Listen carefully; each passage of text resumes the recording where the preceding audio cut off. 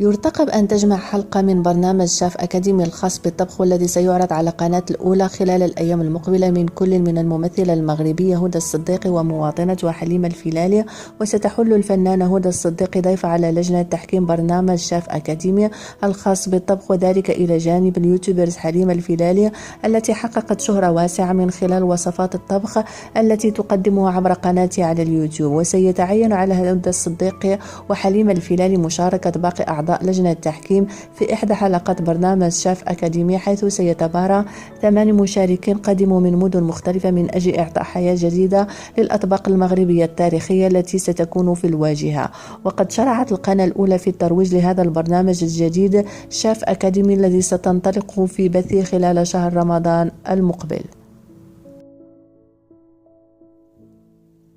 من جهة أخرى، يعرض حاليا الفنانة هدى الصديقي عبر القناة الأولى مسلسل مغربي جديد بعنوان رحاليات، كما ينتظر أن تشارك خلال السباق الرمضاني من خلال مسلسل بعنوان بنات اليوم سيتم عرضه على القناة الثانية. جدير بالذكر أن هدى الصديقي قد عادت مؤخرا وبقوة إلى الساحة الفنية عقب غياب دام لسنوات عوضته بصناعة المحتوى بالاشتغال على قناتها على اليوتيوب، التي تقدم من خلالها العديد من الوصفات الخاصة بالطبخ، التي كان نجاحها سببا في اختيارها من أجل تقديم برنامج خاص بالطبخ بعنوان وصفات هدى خلال شهر رمضان المنصرم عبر القناة الأولى.